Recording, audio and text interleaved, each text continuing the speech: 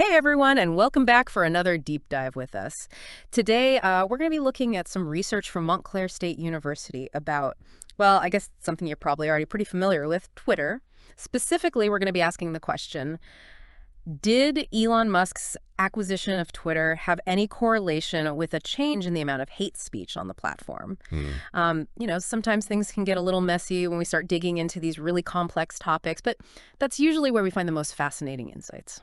Yeah, absolutely. What's so interesting to me about this research is that they're really trying to get to the bottom of this question by looking at the data. Mm-hmm. They're not just relying on anecdotes or opinions. They're analyzing actual tweets Mm-hmm. to see if there were measurable changes in hate speech after Musk took over.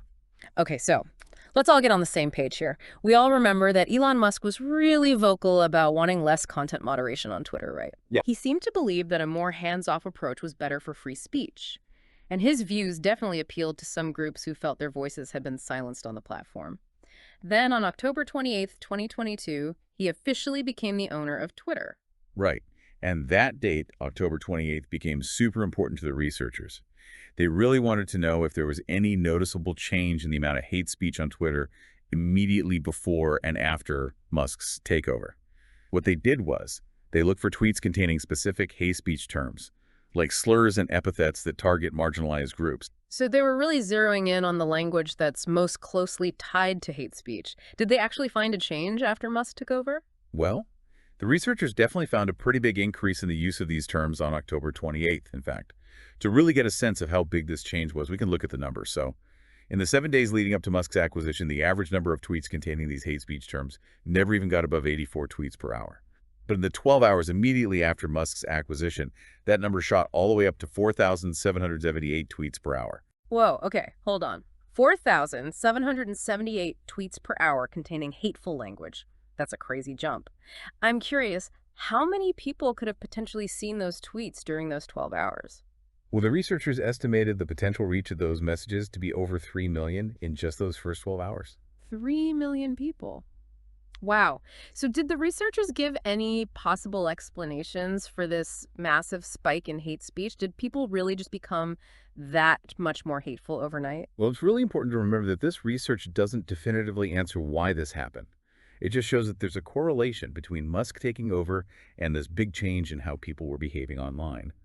But the researchers did offer a couple of possible explanations. One possibility is that some users took Musk's takeover and his opinions about content moderation as like a sign that it was okay to use language that they might have held back on before. Maybe they thought, okay, the rules are different now, so I can say what I really think. Yeah, that's interesting. The perception of a shift in the rules could have emboldened people. What was the other explanation? Another possibility is that some users saw Musk coming in as a win for their own personal beliefs. They might have felt that Twitter was finally becoming a place where they could say what they wanted without being punished. So some users might have felt validated by Musk's takeover, and that might have made them more comfortable expressing their views, even if they were hateful. That brings up so many questions about how online platforms can impact people's behavior. I think we need to unpack that a bit more. But before we do that, I want to make sure everyone understands what potential reach means. It's a key idea when we talk about social media. Just imagine you have 100 followers on Twitter. When you tweet something, your potential reach is 100, because in theory, that's how many people could see your message. Now imagine someone with 1 million followers tweets something. Their potential reach is way bigger. So it's basically a way of measuring the possible impact of a message based on how big the audience is. Okay, so now that we all know what that means, let's get back to those explanations for the increase in hate speech. What do you think about what the researchers suggested? It's definitely something to think about. These findings really highlight how even just the perception of a change in the rules or leadership can have a real impact on how people act online. It also raises some questions about how individuals interpret messages from powerful people. One thing that's especially interesting to me is that before Musk took over, Twitter was working hard to moderate misinformation, especially when it came to COVID-19.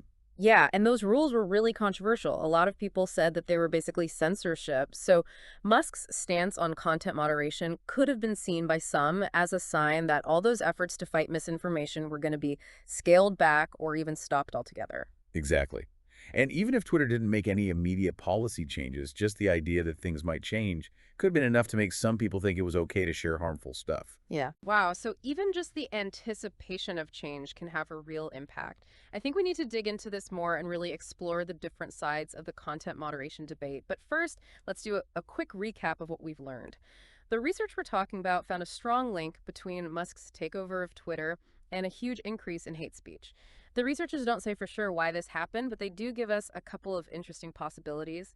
And we also talked about potential reach, which is how we can measure how much impact an online message might have based on how many people could see it. I think this is a really good starting point for our next discussion. When we come back, we'll dive even deeper into the arguments for and against content moderation. Welcome back. Before the break, we were talking about those pretty interesting findings from the Montclair State University research about hate speech on Twitter after Elon Musk took over. One thing that really stood out to me was how much that initial spike in hateful language increased. Yeah, it was definitely a big change. And remember, the researchers weren't just like casually looking at the overall tone of Twitter. They were very specific in how they approached it. They analyzed how often specific hate speech terms were used right before and right after October 28th. Yeah, they were really methodical. But it wasn't just about counting those words right. I remember them saying something about looking at the sentiment of those tweets to Oh, me. you have a good memory. Yeah, they actually went even deeper and looked at how those words were being used. What they found was that the negativity around the use of those terms got a lot more intense on October 28th. So it wasn't just that people were using them more often. The hate speech itself was more aggressive and in your face. So it's like the whole vibe on Twitter changed, at least for a while, and it was more than just a few extra tweets here and there. It feels like we're talking about a change in the whole culture of the platform, which is a pretty big deal. Yeah, it is a big deal. Because it could mean that the overall tone or culture of a platform can actually affect how its users act. If people start to think that certain types of language are okay or even encouraged, they might be more likely to use it themselves. Right. It makes sense, like a ripple effect. Okay, but let's shift gears for a second and talk about the bigger picture. We've been focused on hate speech, but I know earlier we mentioned the spread of other kinds of harmful content too, like misinformation about health. Did the research look into that at all? Yeah, they did. Their main focus was on hate speech, but they pointed out that when you have less moderation, other kinds of misinformation might start to spread more easily too. They were especially worried about health misinformation, which Twitter had been trying to control before Musk took over. Right, like all those efforts to stop the spread of fake news about vaccines and COVID treatments, those policies were pretty controversial. Exactly. And even though this research doesn't directly look at what happened to health misinformation after Musk came in, it does raise an interesting question. What if a platform stops trying to moderate one type of harmful content? Could that make it easier for other types of harmful content to spread too? That's a good point. So even if someone isn't directly affected by hate speech, they might still be vulnerable to other kinds of misinformation if the platform changes how it handles moderation. Exactly. It shows how connected all of these problems can be and how changes in one area can have a ripple effect across the entire platform. This is getting into some pretty deep ethical stuff. What do you think about this whole balancing act between protecting free speech and protecting users from harm? It's got to be something that keeps people up at night. It's a really tough conversation, and it's been going on for a long time. On the one hand, you have people who say that any attempt to limit what people can say, even hate speech, is dangerous. They think it could lead to censorship. They say the best way to fight bad speech is with more speech. To use logic and evidence to challenge bad ideas. Right, the classic marketplace of ideas argument. The idea is that if everyone is free to express themselves, the truth will eventually win out. But what about the other side of this argument? What do people who support stricter content moderation say? Well, they argue that hate speech isn't just words. They point to the real-world damage it can cause, like creating a toxic online environment, encouraging harassment, and even inciting violence. They believe that platforms have a responsibility to protect their users from this kind of harm. And I guess they would also say that if you let hate speech spread unchecked, it creates an environment where people who are already marginalized get silenced even more, and people might be afraid to speak up because they're worried about being attacked. It's Yeah. tough, right? Both sides have good points, but they seem to be completely opposed to each other. Yeah, it is tough. And finding that balance is really hard. How do you protect free speech and at the same time make sure that these platforms don't become breeding grounds for hate and abuse? It's a question that everyone is struggling with. Social media companies, people who make the laws, and everyday users. and there aren't any easy answers. Yeah, this isn't a simple issue with a simple solution. We've talked about some of the arguments for and against content moderation, but what are some of the actual problems that platforms face when they try to put these policies into practice? Given how much content is being created every single day, it seems like an impossible job. You're right, it's a huge challenge. One of the biggest problems is just the sheer volume of content. Think about it. Millions of users are posting billions of things every day across all these different platforms. There's no way that human moderators could keep up with all of that. So platforms have to rely on algorithms and artificial intelligence to do a lot of the initial screening. That makes sense. But how well do those algorithms actually work? I know AI has gotten a lot better, but can it really understand human language well enough to accurately pick out hate speech? That's the million-dollar question, and the answer is complicated.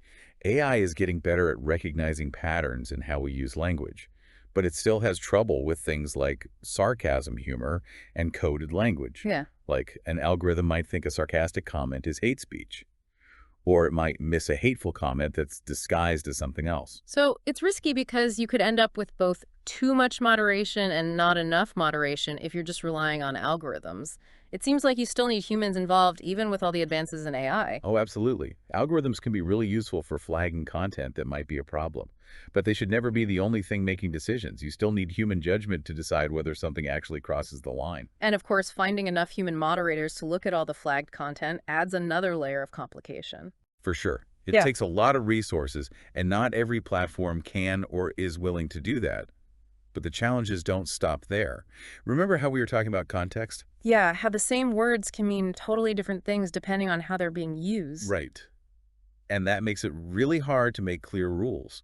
What might be considered hate speech in one situation might be perfectly fine in another. This is something that algorithms often struggle with. It sounds like trying to define hate speech is like trying to nail jelly to a wall. It's constantly changing and evolving, which makes it almost impossible to come up with rules that cover every possibility. Haha, that's a great way to put it. It really shows how complex this issue is and why it's so hard to find solutions that actually work. This has been a really informative conversation, but it's clear that content moderation isn't a simple problem with an easy answer.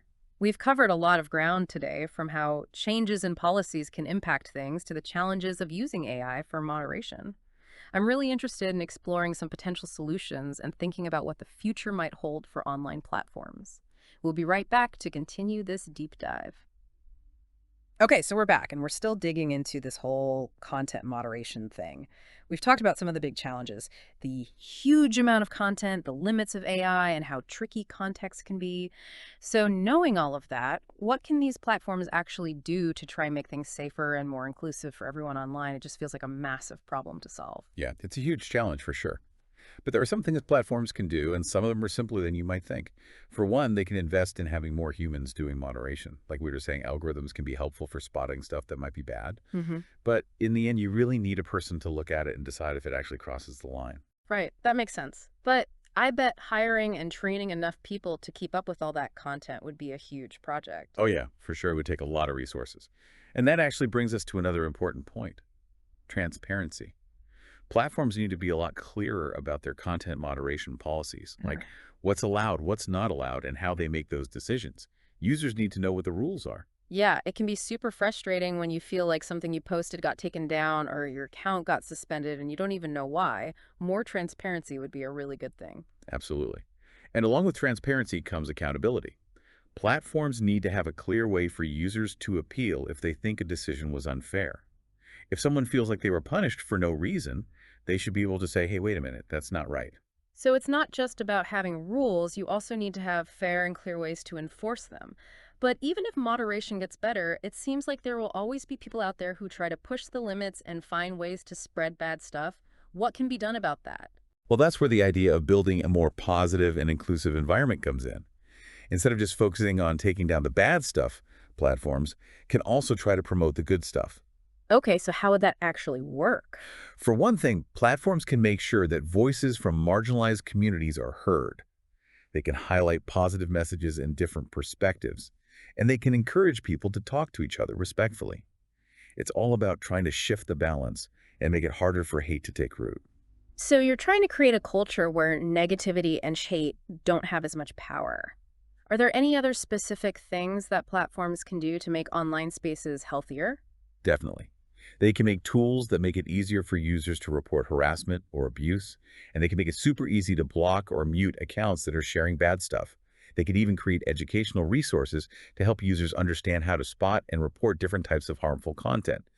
It's about giving users the power to be part of the solution. It sounds like there's a lot of work to do, but these ideas definitely give me some hope. But I have to ask, what does all of this mean for the future of social media?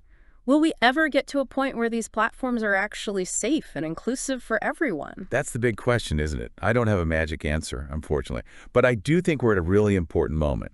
Social media is such a big part of our lives now, and how these platforms decide to govern themselves is going to have a huge impact on our society. So the stakes are pretty high then. Yeah, they really are. And it's up to all of us, users, platforms, and the people who make our laws to be part of this conversation. We need to push for better solutions, hold platforms accountable for the choices they make, and work together to build a better online world. That's a powerful message, and I think it's a great place to wrap up our deep dive today. This has been a fascinating and sometimes really thought-provoking look at the world of content moderation. We've talked about how complicated it is, explored different perspectives, and even brainstormed some possible solutions. The main takeaway for me is that this conversation is far from over. Things are always changing and evolving, and we all have a part to play in shaping how we communicate online. Thanks for joining us, and we'll be back soon with another deep dive.